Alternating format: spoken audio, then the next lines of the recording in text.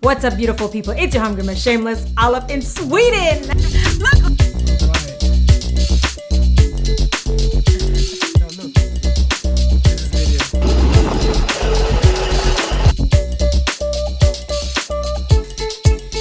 Jag heter Maya and I'm learning to speak Swedish because I am currently in Sweden where I bought my very first home ever.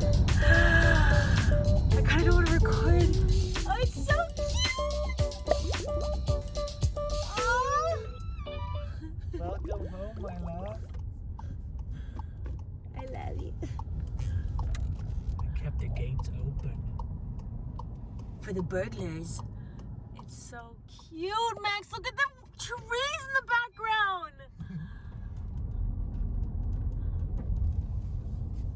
What the fuck? Hold on, I gotta stop recording because I want to see this.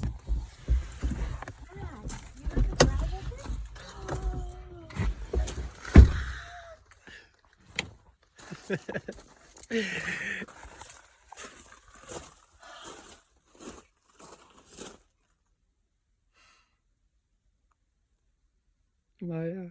It's so quiet.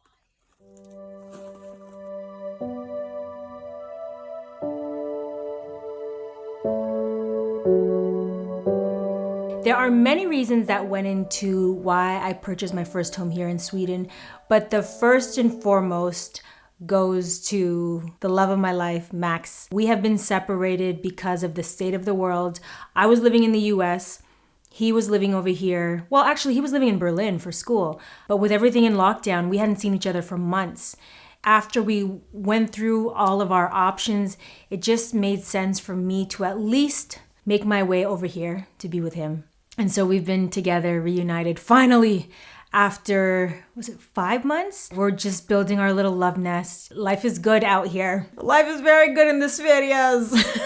But it didn't come without challenges. When I first arrived from Toronto, if you haven't watched my last video or my last 2 videos, make sure you watch those as well. So I went back home to be with family. So from Toronto, made my way to Sweden. Sweden, y'all are about your T's and I's, P's and Q's, because they would not let Jackie in here. They won't let us in. Well, they won't let her in. I can go in. Please let us in. Please let her in.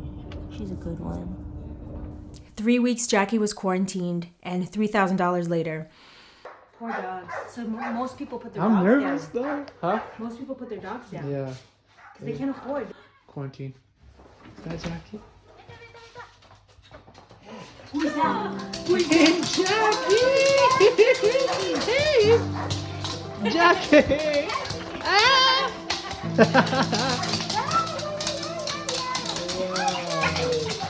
Depending on when you're watching this, Sweden wasn't allowed into any country, and Sweden is still not allowed to Canada. Canada has not opened their borders yet.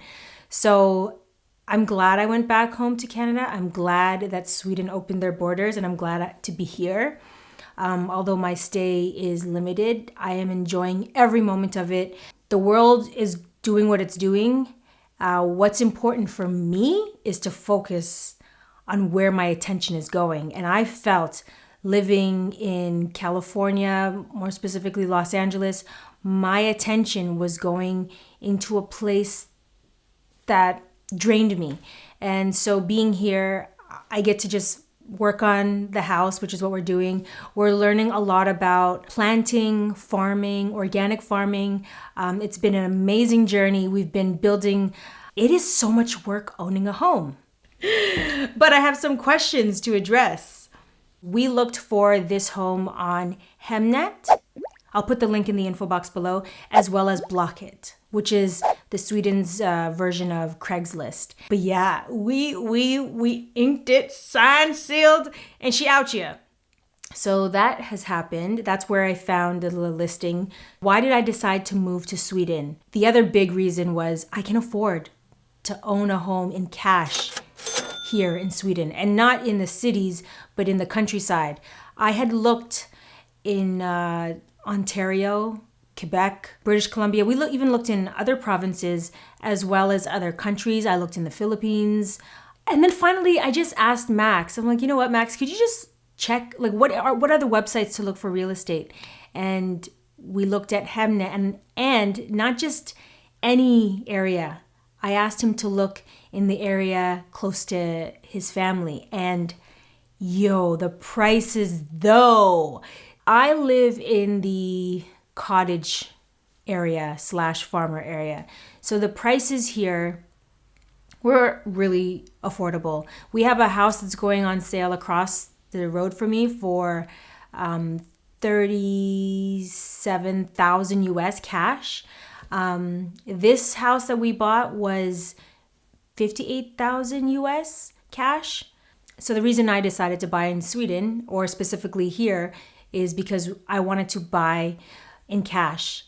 I didn't want us to have rent. I didn't want us to worry because, these are very uncertain times, and rent is a lot. And it's been a lot on me for the past, actually, if I do the math of how many years I've been renting in Los Angeles and New York, I could have bought, 2 or 3 properties out here. So what ignited this desire in leaving the US and moving across the world? We were just looking at where can we be together.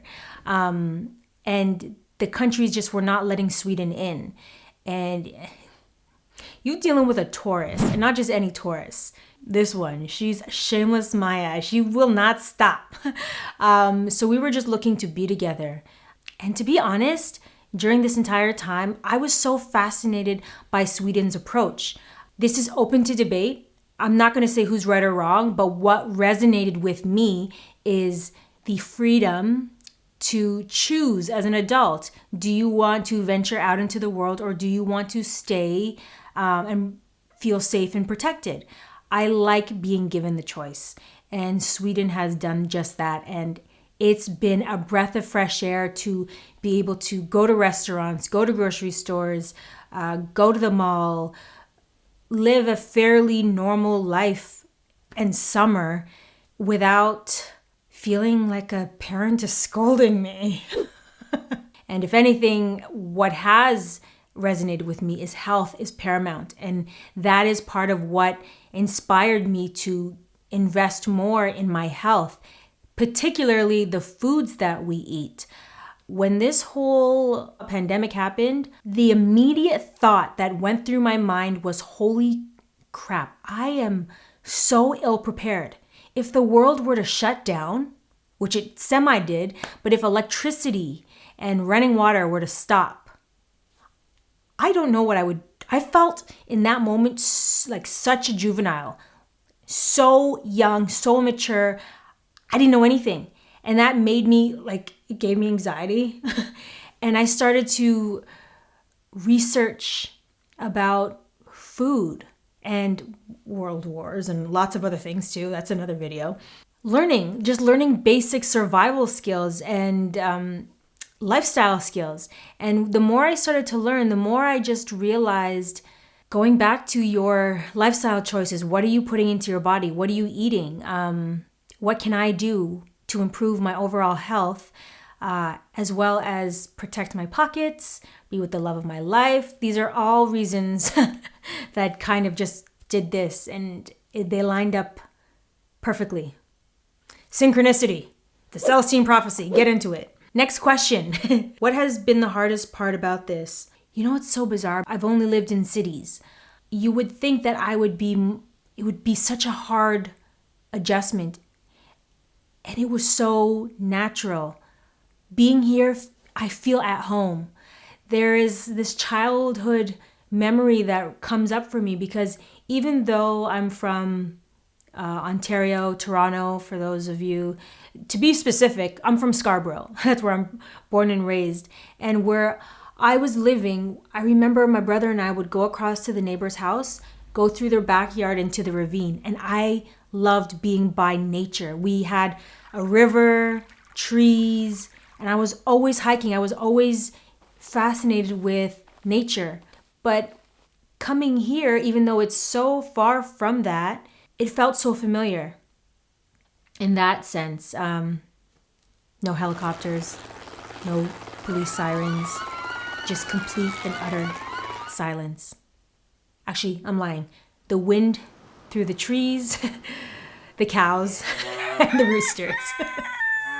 But when I first arrived, complete and utter silence. So the hardest part, Maya, the hardest part, I would say, is going from being an independent woman who makes moves by herself without checking in with anyone, now being with a partner 24/7. I think day 4, that's when I was like, we were in the car and I'm just like, what the fuck? We've been with each other like nonstop, around the clock, in the same room, home, bed. Like, you are there when I go to sleep and you're there when I wake up. Like, what is that? I had that moment day 4. And then we just got into our groove. Like, we started working. I got a car, so I was able to be independent and drive places. But the nearest store is 20 minutes and the nearest city is about an hour. So that I would say is the hardest challenge for me. It was going from living alone, like I ain't got no roommates, I got Jackie, to wow, I love you, but no, it's been the hardest, but also it's nice. It's nice, like when you're sick or when you don't want to deal with the world, to have a partner who's there to help with that, and vice versa. Like, there are days that Max doesn't want to deal, and I'm like, you take this one out, I got this. And so that has been hardest / most rewarding part of this journey for me. Why do you think this was necessary during this time? Why now? Honestly, a few months ago, I thought just very doom gloom. I don't know how you all felt, but I felt like, man, that's it. And that's it. No, I had, like, that was, I want to say, 50% of my thoughts. Like, wow, I don't know. So much uncertainty, so much fear, so much, if I could do it again, how would I do it differently? And I started to look at every option I had. I did the life of being this, successful entrepreneur woman who's out here slaying dragons. I've done that. I check. For those of you that don't know, I'm 38 at this point. Well, depending on when you're watching this, I'm 38. And I just wanted a new journey, a new chapter. And I want to do that with someone who allows me to be me. And that's just bare minimum. And all the perks that comes with that is support, understanding, love, adoration. That's Max. That's another video, right? So I just I didn't want this life to end without having tried something new. Why else now? Living in Los Angeles, I have distant family relatives, but I don't have anyone that I'm comfortable leaning on. My friends are scattered. I didn't feel safe. I'm sure I could have felt that if I toughed it out, but I'm like, why would I do that? Why would I try to build a tribe when my man is over there, my family's over there? So as you saw in the previous video, I packed up all my belongings, drove across the country, waited it out in Toronto, and came here to Sweden, countryside, Sweden. Did you have fear?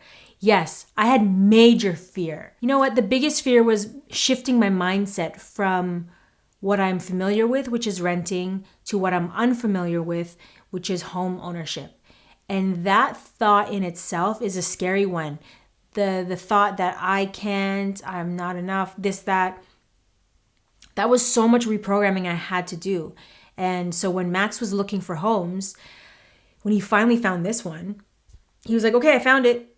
So what do you want to do now? And I'm like, keep looking. And he seems exhausted by that. He's like, well, I think we found it, Maya, but if you want, I will. And I'm like, oh, this is a hard situation to be in. So it kind of was calling my bluff. Like, are you going to do this or not? Because Max found it. Do you want to keep looking or just make a move?